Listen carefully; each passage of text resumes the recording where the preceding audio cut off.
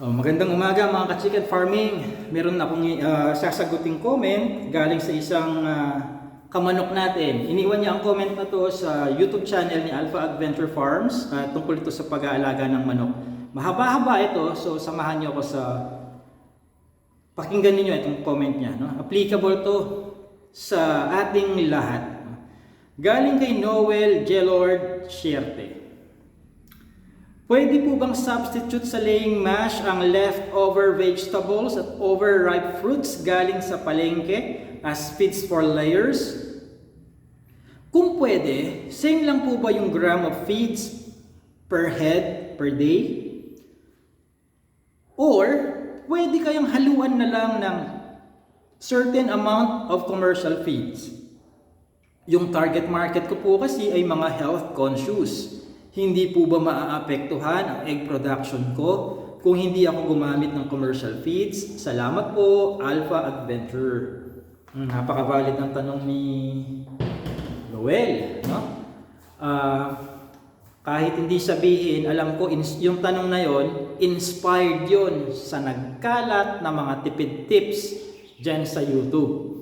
No, hindi ko naman kayo masisisi. Bakit?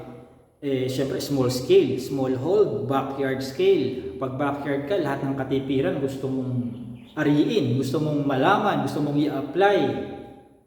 Diba? Gusto mong magtipid diba? Now, kailangan bukas din ang ating awareness, ang ating isipan sa katotohanan na kapag tinipid mo ang isang hayop, kahit anong hayop pa yan, babawian ka niya in one way or another. Babawian ka niya halimbawa doon sa bilis ng pag-build up ng kanyang katawan. Paglaki niya, tinitipid mo no? Imbes na 2.5 buwan lang, baka mag-3 buwan ka, tinipid mo Imbes na bigyan ka niya halimbawa ng 5-6 na itlog kada linggo, no? Baka bigyan ka na lang 3-4. Siyempre, tinipid mo, babawi siya sa iyo. So, ganun po yun. Dapat hindi natin tinatanggal yung makatotohanang expectation doon sa ginagawa natin. Now, sa tanong ni Noel, bago ko sagutin ng yes or no yung mga tanong mo, kwento ko muna sa iyo yung experiment na ginawa ko. About 2 years ago, nag-experiment ako ng 3 batch ng manok. Rhode Island Red, Decal Brown, pare-parehong edad, literal, pare-parehong araw kung kailan sila napisa. So layers lahat ito, no? Pare-pareho ang cultural management na kinalakihan nila. Alaga ko sila no? Same yung chicken house, same ang temperatura, same ang brand ng feeds na kinakain, same ang vitamins, same pati ang mukha ng caretaker na araw-araw nilang nakikita. Okay? So same lahat. So 3 batch yun. Yung unang batch, hindi ko in-applyan ng tipid tips. Commercial pellets. Binibigyan ko pa rin ng gulay, kung ano mang available na gulay, available na prutas. On top siya doon sa supposed na dami ng commercial feeds. Okay? Hindi siya tipid tips. Kung sa tutuusin dagdag gastos tip. Parang ganun ang nangyari. So, batch number 1. Sa batch number 2, ito yung ang katipiran ay sinagad ko lang sa 20%. So binawasan ko ng 20% ang commercial feeds at yung iniawas ko ay ginawa kong mga pinaghalong gulay at prutas kung ano man ang available. Minsan puro gulay, minsan puro prutas, minsan halo, no? Basta 20% lang. Doon sa ikatlong batch, eto na. Eto na yung exaggerated ang katipiran. Bakit? 50% commercial feeds ko, 50% samot-saring gulay, prutas. No? Kung anong available, either purong gulay, purong prutas. No? Basta yung 50% hindi commercial feeds. No? Now, sa batch 2 and 3, batch 2, 20% tipid, batch 3, 50% tipid. Pareho akong binawian in terms of production sa itlog. No? Layers kasi ang mga na-experimentuhan ko Parehas akong binawian doon sa egg production. So, sa kanilang dalawa, batches 2 and 3, hindi ko nakuha yung expected number of eggs. Samantalang sa batch 1, no, na hindi mo in-apply ng tipid tips, ibinigay talaga. Umapak sila doon sa dapat na bilang ng itlog na ibinibigay sa akin linggo-linggo. Walang palya, umapak sila doon. May mga times na lumalampas pa ng 1-2 itlog per week doon sa ine-expect ko. Okay?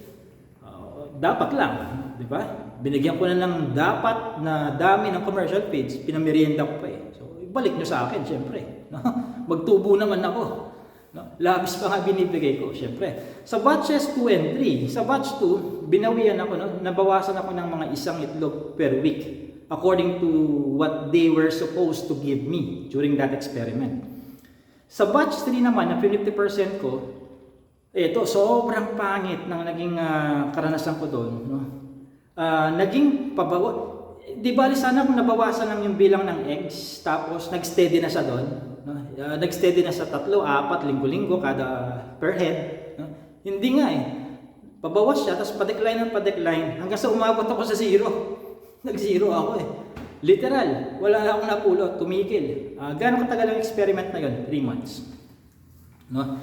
3 months. So, ganun ang experiment ko. Now, kaya kapag nagkukwento ako doon sa mga nagtatanong na pwede ba yung tipirin ko to? Pwede mong tipirin. Pero once na tinipid mo yan, titipirin ka rin doon sa ine-expect mong resulta. Kailangan bukas ang isip at handa tayo doon na tanggapin yun. Dahil wala tayong magagawa. Tinipid mo, titipirin ka rin. No? Yung sa 20%, yung batch 2, medyo tanggap ko pa kasi mga isang itlog lang per head per week yung nabawas doon sa expected, sa supposed to be. No? Ang tawag ko doon, negligible. No? Negligible. So, yung kakulang ng isang itlog, babawi na lang ako noon doon sa dagdag presyo doon sa buyer ko. Bakit? Semi-organic ito eh. No? Semi-organic. So, medyo tumabla. Tumabla ako doon. No? Now, doon sa batch 3, pa-decline, bumulusok hanggang mag-0 talaga. No? Namatay yung production ko doon. Kahit taasan ko pa ng kaunti, mag-markup pa ako doon sa presyo ng itlog nila. No? Kung mas semi-organic sila kaysa sa batch 2, hindi ko na mababawi. Dahil wala na akong pambawi. Umabot sila sa 0. Na 0.8. No? So, Noel, sa tinatanong mo sa akin, pwede mong gawin yung binabalak mo, but again, kailangan mong maging handa doon sa magiging kabawasan sa itlog. No? Try mo on your end kasi una sa lahat, kung hindi ka naman umattend ng aking seminar, syempre, or hindi ka pa nag-register, hindi mo pa napapanood yung 4 na oras na video, malamang magkakaroon tayo ng ibang resulta.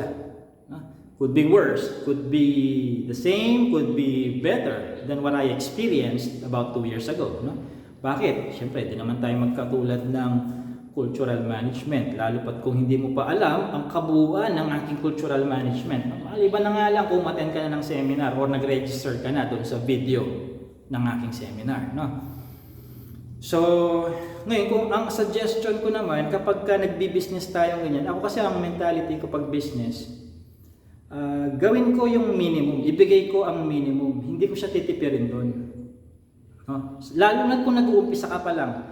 Kung nag-uumpisa ka pa lang, huwag mo munang atupagin yung tipid. No? Hayaan mo munang gawin mo yung SOP, yung standard. At kapag papalapit ka na sa stability or nasa stable level ka na, doon mo na hayaang sumagi sa isip mo yung, mag-experiment na siguro ako nito. Ngayon, ang pag-experiment mo, hindi yung buong flock mo. Kagaya sa akin, kapag nag-experiment ako, hindi ko dinadamay lahat ng mga breeders ko. Kalukuhan naman yung kung lahat ng breeders ko isasabak ko sa experiment. Paano kung yung experiment ko natsugi lahat yun? Patay stop ang production ko. So, kumukuha lang ako ng certain percentage na idadamay ko sa experiment. No? At kapag nag-experiment kang ganun, i-charge mo na dun sa research and development expenses mo yun. Kung let's say, mamatayan ka man ng ilang ulo or silang lahat, siyempre, experiment yan. Kaya nga nag-experiment ka, hindi mo pa alam anong kalalabasan yan. No? Hindi mo alam kung tataba ba sila, mamamayat, mamamatay, etc. No? Kaya kapag nag-experiment ako, ilang percentage ba ng flock ko yung kaya kong i-enroll sa experiment na to na mamatay man sila,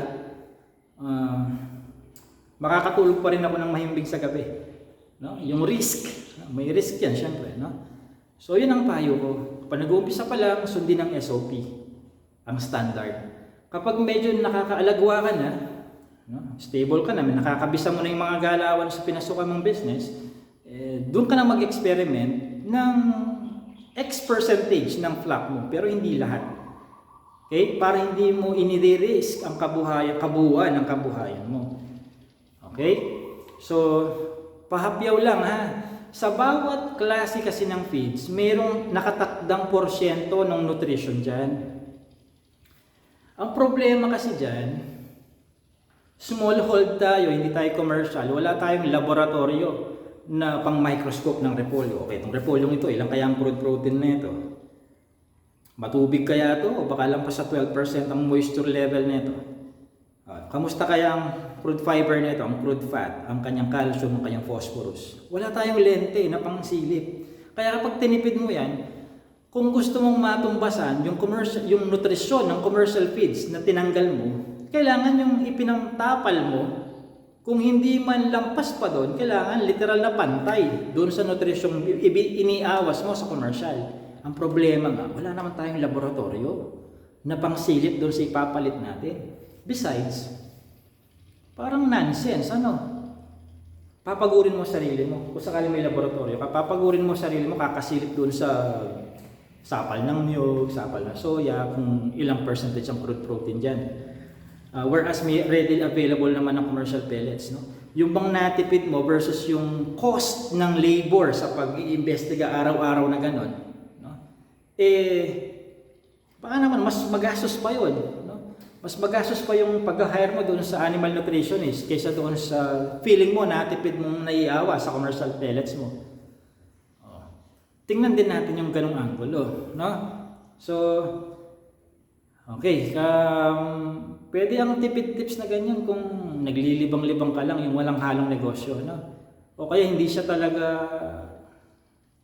Ako kasi pag sinabing negosyo, seryoso ito, seryosong negosyo, as in kahit na 0.001 centavo, kailangan naka-record sa akin. So, hindi siya negosyo kapag hindi ganun ka-stricto. Para sa akin, ha? Kaya, stricto ako sa mga ganyan. Pag negosyo, gawin mo yung standard. Saka ka naman mag-experiment kapag stable na yung kung nandun ka na sa goal mo, sa initial goal na na-reach mo na, saka ka na lang mag-experiment. Okay? So sa ngayon, commercial pellets nyo na muna. At magkalkula ho kayo, no? I-calculate nyo magkano lahat ng mga input expenses ninyo para ma-determine ninyo na kapag binenta nyo ba yung ganitong size ng itlog ng 9, 950, 10, 11, alam nyo kung may tubo ba talaga kayo or abonado pa kayo. Ngayon, kung may tubo kayo, alamin din ninyo kung yung tinubo ba ninyo ay naaayon ba sa tubong magpapasaya sa inyo.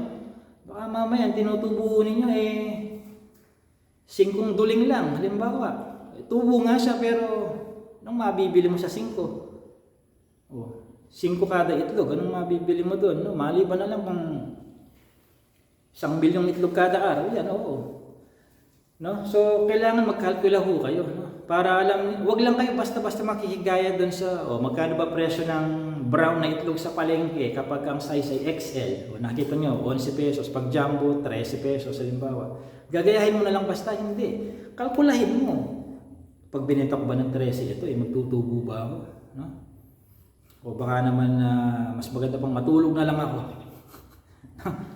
Kailangan nagkakalculate ho tayo. Yan ang gusto kong bigyan ng diin sa ating mga smallhold. No? Hindi ko mo tayo ay backyard raiser at smallhold or smallhold na farmer ay